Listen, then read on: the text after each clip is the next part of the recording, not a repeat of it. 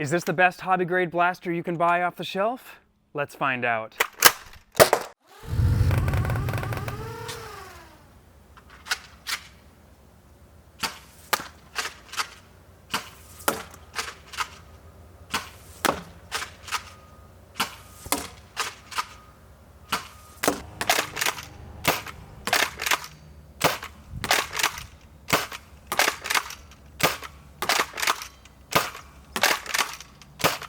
Hi, I'm Luke. Today on Out of Darts, I am going to review the Dart Zone Pro MK1, the Mark I blaster. Dart Zone has taken a big step into our hobby in a big way by producing a hobby-grade 150 FPS blaster that is rock solid right out of the box. This blaster is something I've been really anxious to see because Drac had a review a few months ago on a pre-production model, and I just couldn't wait for this to come to market. In our hobby, the more companies we have producing blasters and producing top-notch quality blasters, the better, in my opinion. Even though I can't sell this on my shop, I'm still really excited to see this enter our community. The blaster is a standard magazine-fed spring-powered blaster with a universal breech that allows for both short darts and long darts to be used. This is great because it gives us a lot of options. This is a proprietary mag set for the Dart Zone Pro, though I have no doubt that people will make adapters for other types of magazines. The darts themselves that come with it are very unique. They've got these round ridges here, which I think probably has something to do with helping the fit in the barrel while reducing friction down the barrel. That's totally speculative. They are very accurate, they shoot very well, and this blaster does perform as advertised. Aesthetically, this blaster is kind of a standard Springer. It has a very military feel. It very much looks a little more, and is styled a little more like a real steel gun, and that is either something you'll love or you won't love. Hasbro takes their Nerf brand very much in the other direction, where things don't look like real steel. They often look more like space blasters, or they'll add other elements and bright colors that do make it look less like a firearm. It's really only a matter of personal preference. I think this is fine, especially considering the nice bright colors. I would not paint this gunmetal gray or black and run around in a park. Probably a bad idea. The Dart Zone Pro MK1 comes in this nice box. While they do call this a carry case, I really don't see myself breaking the blaster down to that box ever again, because it is a plenty durable blaster. I'm going to toss this in a blaster bag, or maybe break it in half and toss it in my car. The assembly of this blaster is by far the best part. When you first get the blaster, you've got to open up this clamshell and lock this in place. But the entire blaster comes apart with 2 thumb screws for the bolt sled and 2 quick release pins.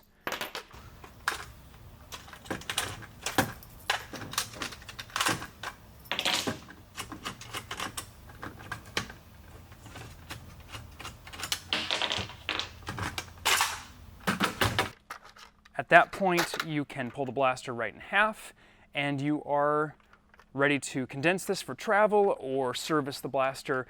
It is really easy to put together. This is one of my favorite features of the blaster. The Jet Sita also did this, but it was not as clean and as easy. The Sita definitely comes apart much quicker than using a bunch of toy screws to open up a blaster shell, but this takes it to another level, and it makes it much easier to open. The assembly of this blaster is just one of the pros. I think that's really fantastic. I don't even know if it comes with a manual, but I opened this up yesterday, and in 30 seconds I had the blaster fully assembled and ready to fire. The Dart Zone Pro MK1 also includes both the short mag and the long dart mag, as well as the adapter for the short mag to make it fit the standard mag well. It is compatible with your normal magazines. However, it seems like the short dart magazines are proprietary, so we may need some sort of adapter there ultimately. I like the hardware choices on this blaster. The rods here inside are completely internal, and they are aluminum, and they're this nice blue anodized look. It's a very nice touch on a blaster that you are paying a premium for.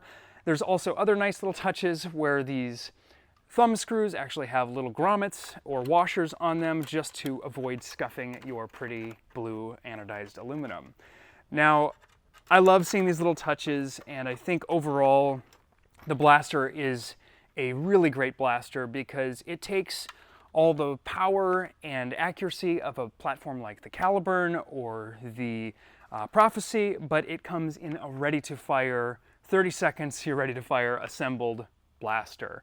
And that's really the biggest difference. I have several Caliburns and I'm working on a Talon Claw right now, but both of those platforms are a little bit wishy-washy when it comes to reliability. I've spent easily as much time assembling and repairing and fixing things than I have actually playing, and to me this blaster feels rock solid. The plastic walls themselves are thicker than Rival. They look to be about 2.5 millimeters, and so you've got a very durable platform.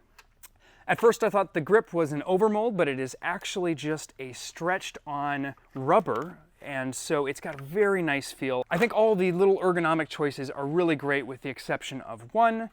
When I first put this together yesterday, I went to prime it, and I extended this stock to somewhere in here and found out very quickly that it does not have enough force to be considered a hard stock or a stock that you can prime against. My preferred method for priming a blaster is to put most of the brunt of the force into my shoulder, and so I tend to let this hand more or less float rather than pushing against the grip. This is easier on my wrist. I've had a repetitive stress injury over the years here, and what I found is I was doing this yesterday and breaking the stock in, and it happens consistently. Actually, I think I hit a nerve or something here because I've been taking ibuprofen and had to ice it yesterday. It was definitely not feeling great. So what I noticed when I took this out, and I will show a clip here, is that the inside tab here is ramped. And I think that little chamfer, which is you start with a square and you cut off a corner, so it's got kind of a ramped feed that slides in like that.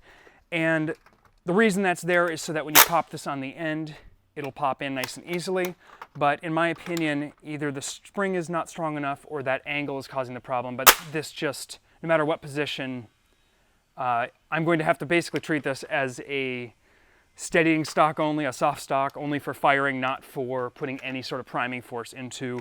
Otherwise, it's going to need some sort of adjustment. Now, unfortunately, this stock is not easily serviceable. It is a solvent welded two-sided injection mold, so I'm unable to simply take this apart and replace the spring or redesign the part to not have that beveled edge.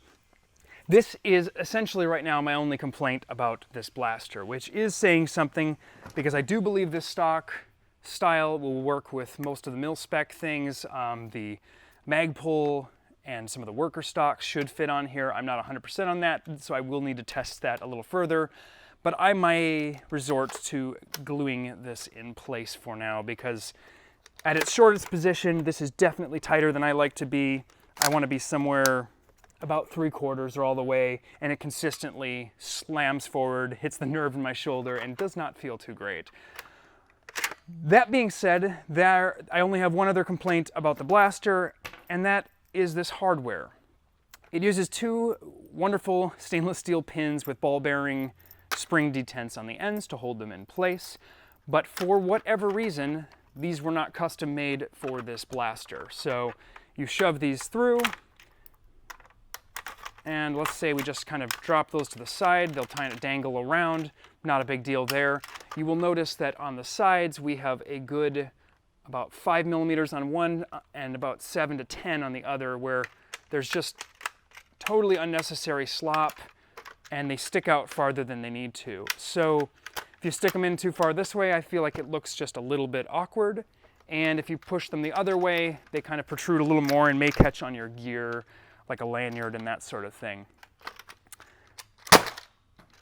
Playing with this blaster here in the studio reminds me that you need to use eye protection when using a blaster like this. When you're playing around with a normal stock Nerf blaster, if you don't have eye protection, it's probably not the end of the world. This blaster is definitely capable of causing damage to your eyes, and it's good to use the safety and good trigger discipline not to sit with your finger on the trigger like I just did in the demo here. So this is full length.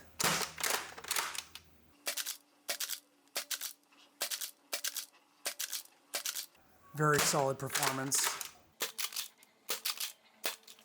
This is half length.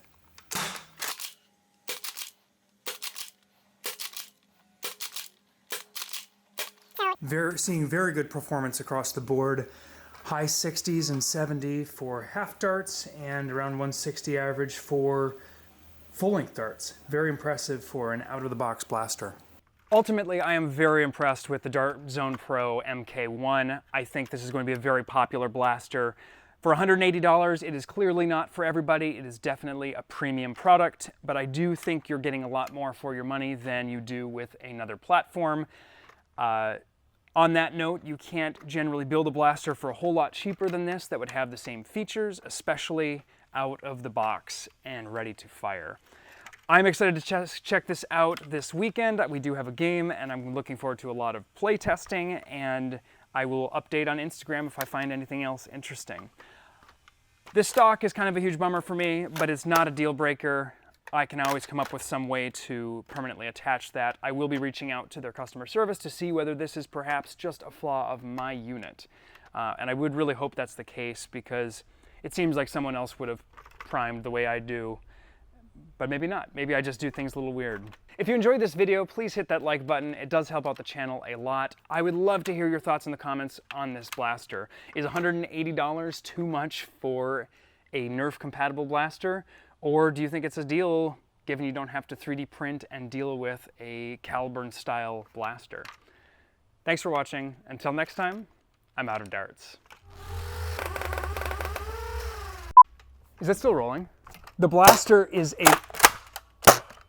fires just lasers. There's no blaster I've fired that shoots any more accurate than this, and that includes a SCAR with a Caliburn. I look forward to Bradley Phillips or somebody else locking this down on a tripod and doing some official testing. If I can get access to a gymnasium, I might consider the same. But it's just a pleasure. It's a pleasure to fire. The priming is easy. Just don't ram that stock into your shoulder and you'll be just fine. Gotcha!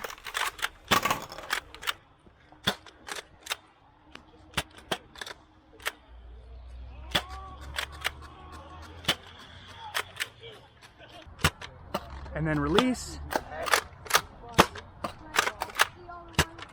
Release.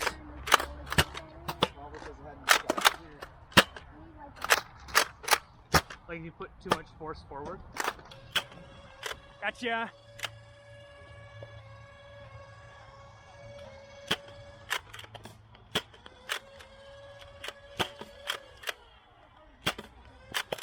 Ah!